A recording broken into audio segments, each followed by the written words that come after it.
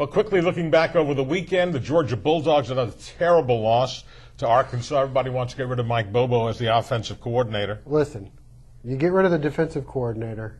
We know how this usually works. Yes.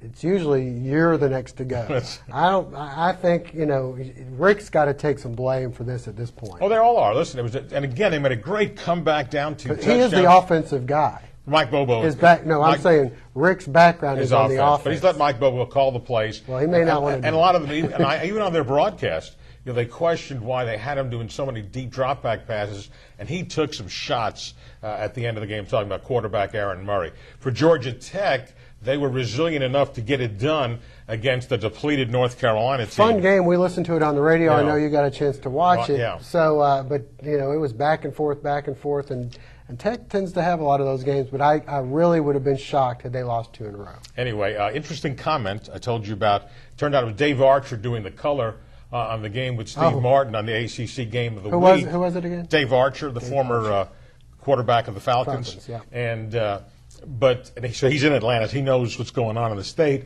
And they pointed out how Georgia Tech has 3 former head coaches on their staff now.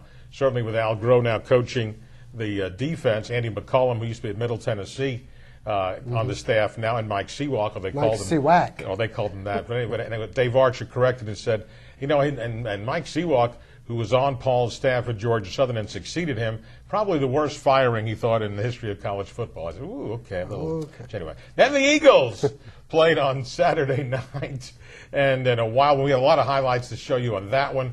Enough crazy plays. They scored a 2-point conversion. I'm sure right away Rose is having to look up. When's the last time it happened, right? Yeah. Mm-hmm. Anyway, it doesn't happen very often. Was it really a lateral? It's everybody's. He scored. That's all that mattered, right? And the officials were way behind. So that angle, it looks more like a lateral. And it's from my angle, which is on this side of the field. Sure. It looks more like a forward. But he does throw it, and then of course Hayden is there to catch it in full stride ahead of where obviously Brent Russell was. For Sunday in the NFL, certainly the Falcons bounced back, had a big effort against the Arizona Cardinals. The Jets, your pick to win over your Patriots, got it done. The Colts and the Manning Bowl, boy, Peyton, he felt bad. He ran off the field at the end of the game and wouldn't do the interview. He was crying.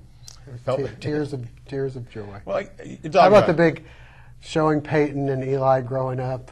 They have to do that. They have those if they didn't end up being 6'5", they would have gotten a lot of wedgies, I believe, growing up. No offense to your kids. So anyway, but they weren't the coolest of people, I don't think.